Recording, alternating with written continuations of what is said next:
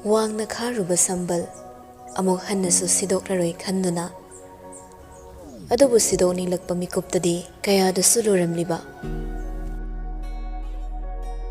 thaba sauba heman kibana masa thak thak nikpa sum helaklabani Pirepana thamoi singna mamittagi mapi sintharaga nonjarakpado thamoi nokthaba ngamlamde matamda tawkiba mayamduna Pirepabu khasaktang phauba nungsiba pharo yaramde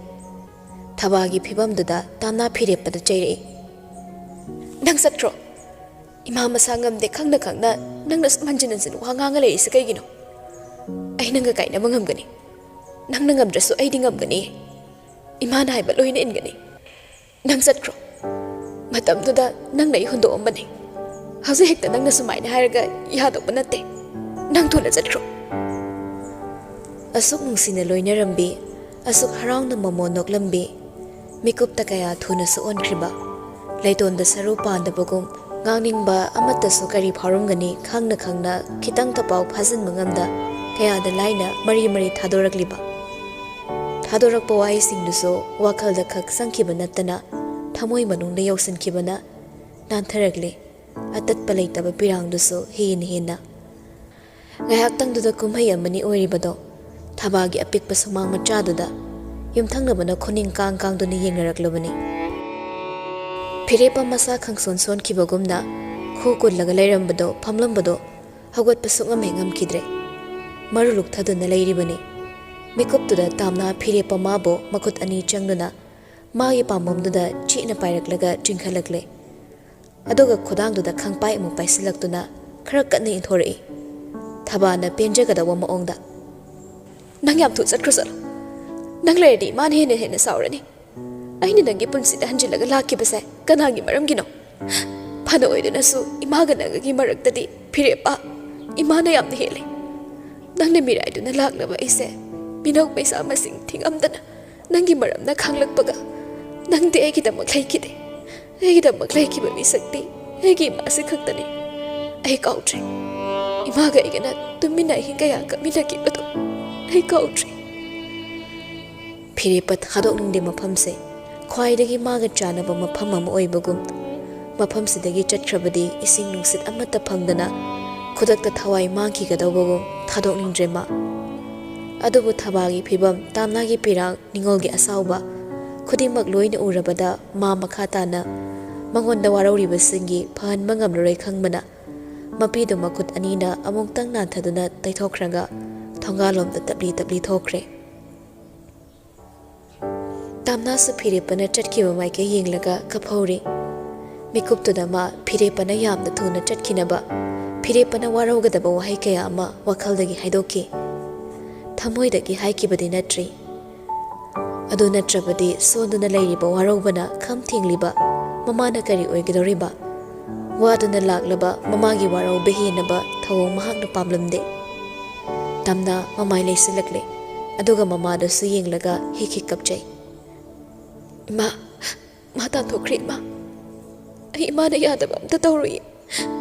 ima ga khak ai masing thingamdana kamina kibasing ai amata khawde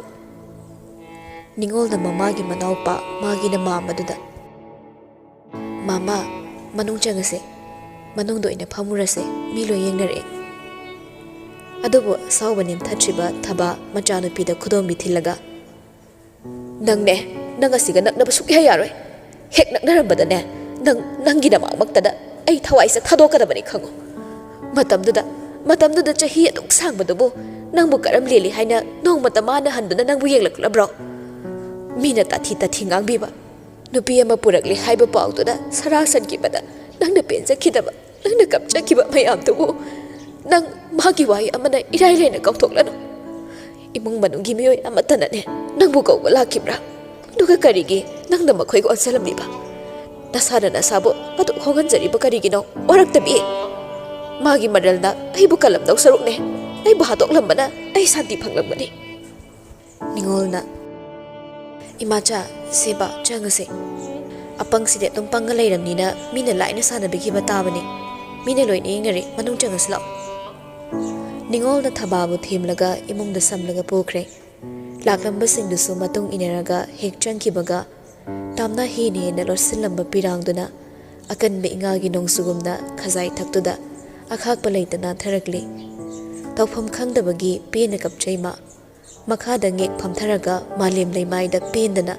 makhutuna pop pop phuraga khang mangamda kapchai asu otbra asu wahanbra haina su chaijai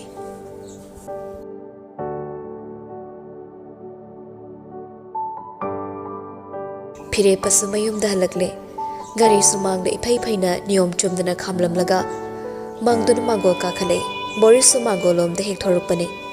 mayambagi saktam ubada mayambagi manak changsilaga tamo yai kedorage phire pahanda muktima boris ta chena konsilaga kapthorakle manau padusu mayambagi phibamdada maram sukang khangdrasu masu mapi nokthori tamo kedorage ba engunda hayo tamo kedorage phire paduga khumanate tumi leisinki pachimbalda yetumna phochin kibagumda maya umsilaga kappi mayambagi phongdoktaba awabaduna asuk thamoi ka halibasigi phibam ubada boris kapchai mayambabu hina chena konsilaga tamo yagi di eleisidi tamo yai kai paunge nanaw loina tawge hayo tamo yai nang kedorage kanana pendaba thabak tawrage tamo yagi saktamse nanaw yeng mangamdre ayamukta ukidre phirepa boris ta kolambado tabli thadorakle aduga mapido makhut anina singna taithoklamlaga ma imunglomda thuna changsinki ka mathoklomda chenchat tawduna ka khatkibado boris mayambabu kawduna tanari tamo yai ngai khu kedorage ba maramda engonda hairam tamo yai aduba phirepa boris na manak yoroktringe ka gi thongdo khangting thingjinkre boris thongjinda chaple paga laikre makata na mayambagi hangdoklaroi thongzilduda lepaga mayambabu kaurudre tumini lepi ma leitade mayambase kedorabano aduga manungdana karam toram doriba haina somda phirepaso bathroomda changaklaga shower du thak on tawduna makhut anina bathroom gi wall du da ngaklaga sur phuina honduna masadu khra tapthanaba haiduna khangi tarakliba isingduna masa sinba thongna chola phau phirepa kitang phau wakhalda ingba haido phauru haiba yadre asuk wabra asuk sathibra nushibana piba chaina se achakpa mairi amabudi lais isingna irai laina muthatpa ngamkrabaso thamoida chakliba mai chaksimade milogi pirangna muthatpa yaramdre nushiriba mikupta lasing mapholgumna imon mon thakiba thamoyama chaina sina mairi amagumna thamoida mai wairakpada khang mangamdre tamthina sakre fana kuina leiramgani pung ama ani ahomgi changne phirepa mana hozaki phibamdudagi hongaktribado asotpa pocket maraktuda kingakpa mobile gi ringtone da srosrot masado lingli inap napsin ba pen tugi pocket tudagi mobile du satok laga yingbada pibagi oirami ma pairudre ma hozi kanamtagi khonjel taning ba phaude kanamtagi themsin wai magi nakongda sangadre kanaguma misak amatagi khonjel magi nakongda taning ba phauradre taning da khonjel ani dilei madudi tamnagi khonjel ni aduga amana thabagi ngakpiri haibo haiduga tamnana manakta laklaga mabu chena konsinbiduna mahakpu themlarabado mahak pamjai aduga thabana magi maral ngakpiri haibo haise mangonda hairaraba adumaso mahakna khaurangli aduba pamliba animakse phangdi phanglaroi khangmana hena ma sonthalpasu helagle masado omkhatuna chatlaga leirabani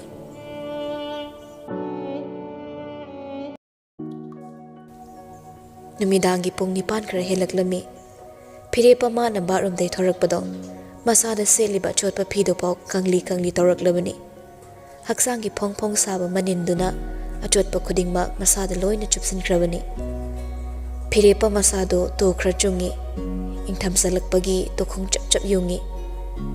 wall the attached story ba purit khaktamaki wardrobe tudagi shirt ama lauthoknaba hangdokpada purit paringduda magi black machugi men shirt ama ningthina yali duda meeting thamkre mamit kopta yingi shirt tu hanger dudagi tapna lauthoraklaga makhut namana pairaga makhutta yansilaga nama mananali nanthari tap khazai duda mapiduso Thamoigi phibam taklibani pirangduna. Nangna igi thanungda nasana yana changakkiba numittada aina litkiba furitse simasu nangda mama khwaidagi yama posak ama chinganbikre. Nangna thenglamba nangna soklamba posak khudingma asuk yamna aina pamujabani. Dubu nangna thenglamba aigi haksangsidhi kari oiramgani. Aina tawkiba mayamduna kaside aina nangbu punsidagi mangankibadabagi maram ama oihaladra. Tamna nang naibu thadokduna chatkinuba please. Nang naibu thadoklamlabadi aidi itomte hingma ngamawraroi. Makut khunamduna mapidu sattay tui adubu amuksu nantharai. Ngihak leplaga pena sartuda yingli. Aday amo hanjinna hapkraga atopa shirt ama puthorakle. Upudu tapna thingzilamlaga thorakle. Akang mapi ama hongkre. Aduga mamaidu semaga mama palomda thoraknaba sem sakre. Mapan hek thorakpaga mayamna magonda kari hangakpa mana kari khumdoriba khallaba tungda tapna kagi thongdo hangdorakle. Pirepa makhada kumtharakle. Tilosa chakhumdagi thoraklaga angangsa chak thire. Firepa madi chak tilairadana yanungde ising yawum amatasu thajaningba phawdri. Adubu mana wari haina mayamdasu magi awabagi sanil pangan mapamdabana chakhumlomda changlei. Magi pampamda phamnakre tilona awat apa yengnaba leiri. Imungdugi sordusu khangnabanina mapa macha ahumda pulap suringeda khananingba sananingba wari sanajasanu khanna matam pibu aina masa khumdagi thoraklaga drawing room da TV tharagi yingli.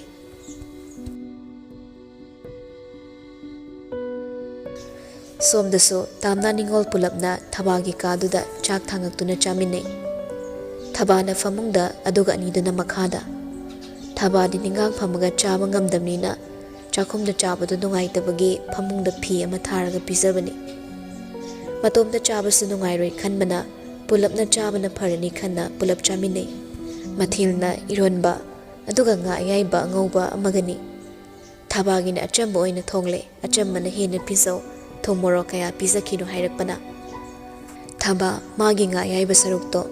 masawai sangdabi machana pidada oina pizaningi. Aduna Ningol aidi nga si saningdre nanawna pida hapiyo. Ningolna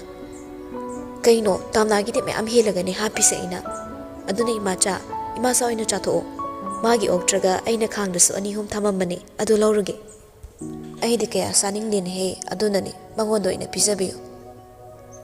Thabana asumna hairakpada ningolna nga ayaibado thabadagi machet ama khairamlaga tamnada hapai. Thaba amukaso ihe aige mukha amine aina saningde hairaga. Ningolna chasalo anabana muk sebaga phajaladana hidaguli chadonina ne chak mayam ama chawo. Hai magi sumba matangsidi chaning bu pijagadawni. Pok thana sadrabadi angangda khuiraga ipat patlaga ne wet sudana poglai hainaribani. Hayeng isudo kannaba mama nang khara yamna sasillo. Mapa sakta nungsidrasu imungdo nungsiba ngamdrasu isududi karimta khangjaba nate. Ningolsu matang sari khanduna tamna nangsu khallo aikhoina saurise sawfam thokdabra. Aikhoina mabu thajari nane mabu hara horau ngakpirena makha taba angangse unakhrabato wakhala mo hongkhradine hanjin nang khaktani thamoi kai hawdoba. Handa muksu nangna thamoi kai lehoradi nang phibam am ta aroiba society gi phairak tobi phibamni. Thabana aigisu nangna tomtani nangna mafam chana ingna sikna mapung phana yuma masemgatkibado imasu pami. Adubu imagi ibema nangna yumdudagi khong kanthorakkiba matamduda makhoiromdagi nangbu nungsibidana kanana nangbu ningsingbirakhi. Aina haksang ngamdabagi Borisna khara anaba yengbada mateng pangthok pangsinatana kanana nangbu ningsingai. Namangmaktada atopa nupi ama lawduna hanna phau yengaktabana puroibani. Mana ngarang nahan khak laklaga mapi khara nausinabada nang pangthagano. Ai hojik sumabu thajaba ngamdri ta tawribani. Aina sukuina nabada nongmata ma aigi nakta laklaga makpu ngakpiu hairade aina monda warauba sauning bayamna leiri. Nangina pukning khangdana moina mamau oige haisaba laklabani do haidana angang oiriba nahina singna pung phana tamjaraga nungaini leijadauba nangbu nangda nungairabadi ko haina harau harau moigi mafamda nangbu sina thoki madudagi natra nangi punsida akha rau khaktamak nangkibado wa ngang baloirakpada thaba makhol niglei aduna ngahak tumina muk leiraga makha tarai aina social paiba nupi ama oiramlabadi makhoiga mari mata oibada sopamdraba nangbu nupa aduna nungsibidra maksu imungi halsingduna kitang do isu nungsirangmadabani imana lairabi oirambana nangbu nungsiba kana amata tholakide nangbu kana amata nungsiba ngamkide aduna nang nupa aduna chasi hairaga chatba yaroi aikhoina mabu suktha thajaba ngamde aduga thajagi haibasu khande magi matam loire tamna tumina tasile pakhum amata pirakte leitabana pakhumso inin nakongda thabana tamlakpa pendaba warida hapakpa loksingna ma tamna tamna tasilaga chumi haina khalakpa matangsi yaure machina muk themlaga ngangi mama na muk thimi tamnabo makok to brain wash tok thokna bone phirepa khakta makhallaga leikrabra makok to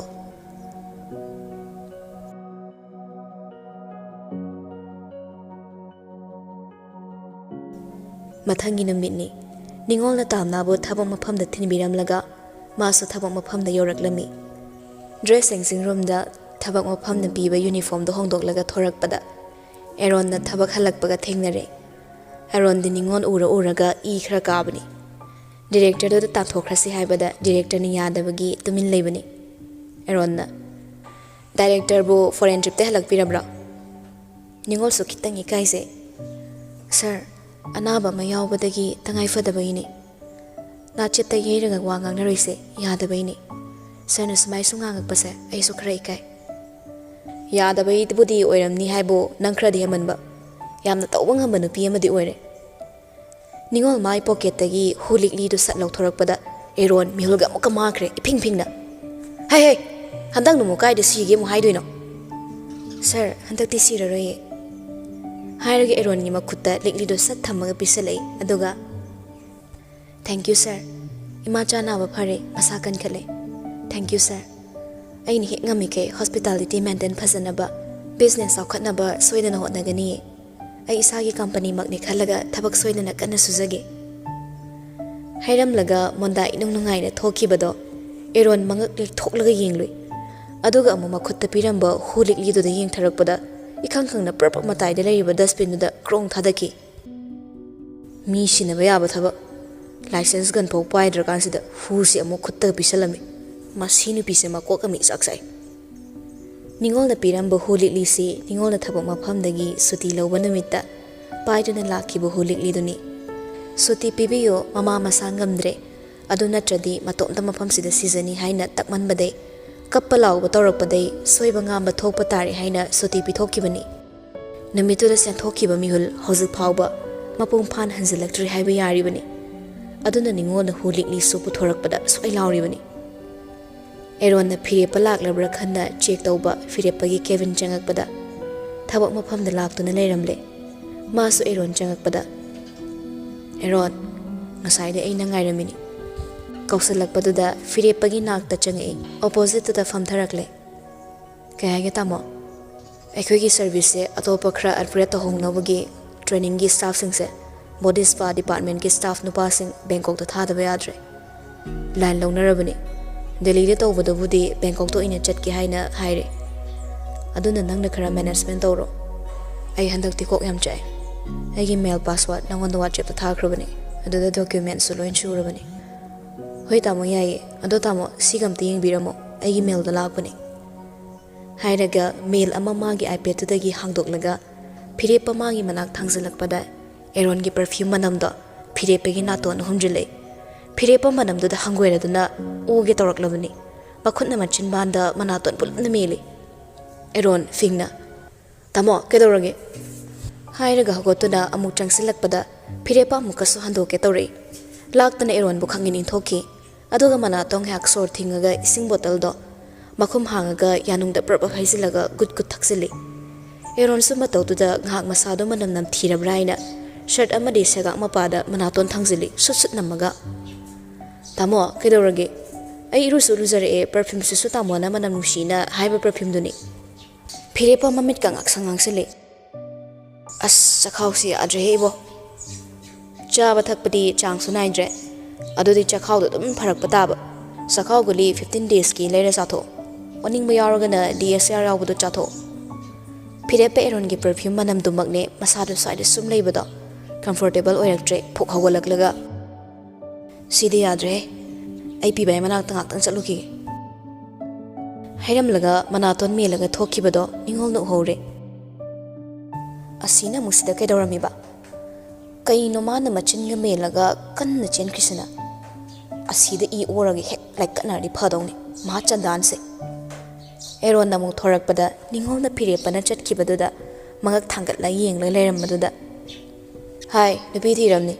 seran turan hadaga thori amu pura ga ne asi nupa si pidradi fen da thori yala sini ka hair kanuko nupa gi damak si tar he sir suba hairoi kaiso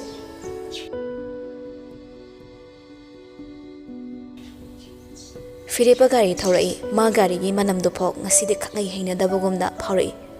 masa de am heina dre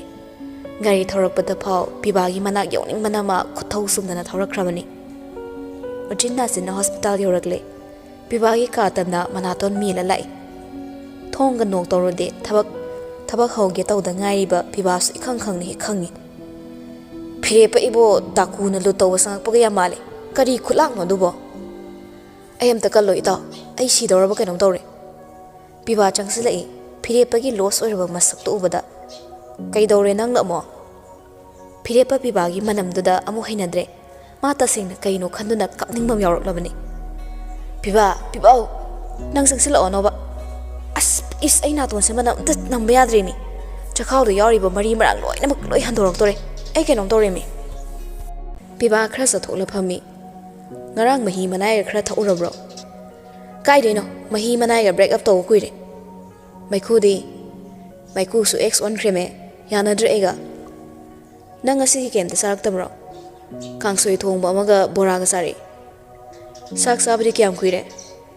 asum hang leire nang doctor natro sasal ti ngo ai thawai la andor ba kenom tore kai dei kamai toraga na hangai ni adu khangda noi na pai guli thawai ra nang na sa kai ke topa symptoms la pa thengna bro ngasi ngarang se isa se hening harau daba chaba thakpa ya daba akan manam amta nambda heina daba phawi thaina tha khrai mamang du su toki aduga lepuraga amu hojik tokhale hairaga phirepa manam susut manato ne chingkhatlaga namakpada pibana kedore kaino manam nushi amna maisina kariya kemta sunamdana oh aini sanitizer kap thokpe manam natana kimda namdina sanitizer manam sine aina haise yam nushi ne hai soram ta hondoke hairaga wai sangbai soram hondok pangambe khayak na manam sine nushiraga ing lawa perfume manam sine oning aba phirepa piba nangangi do tade table mathakta heino asangba mai am leiribado ure ama tap lawraga makhutna amotpado phatpat kan thoga sem chikpadona chikre piba ma mit mana lang thoga kaino anga khaine nungthil mena sa na bane sarngak tang thamjaram gina thamam bane hingcha bi changaba phirepa nangbo thongga leitro ama sei charage sine khara khanau nuai piba noglei aduga phirepa da yenglaga tamna do tha ke hairage 6 month hele 7 haire kaigino dunamo nangi se kuber syndrome kawe mama amada fawba syndrome khudingmak mapada loina fawbado hairakpaduda firepa hawna chiamba hinawdo chaplepki aduga pibada yinglaga aingonda fawriba uncomfortable mayamse mamada su chamana na fawramgadra fawgani sidai henbasu sidai tabasu masi pregnancy syndrome amani nupa aikhoisu sumba kudong chadaba nungaitaba layong adum thingni ayambana nupida khak thingni haibagi wa khak tangni nang kaisu tawrida khara lera farakani congratulations kumhai nungai dore nang na nabasini aina khuba khudoise aina pamba nupi nang laukibe aina nusijaba nupi nang na kafanbe nungai henga sidi party im de sindoke thorai masa asuk nungai basibu kaide ko ludeno nang su selfish ti fazna oye best friend la bad friend la confuse wajan chalale Piba moli moli asingba thamogi wahida phagi oina kangthore. Aina lona yenglingai nangna mawu hekiba. Khondoklamle harauduna khullage khallingai. Amuk nangna halalaklaga khunduna mu pukiba. Thamoi masing thikamdana thugaiba nangse aina nokmata vet freni haikibro. Tawna adumba thok thak badamas.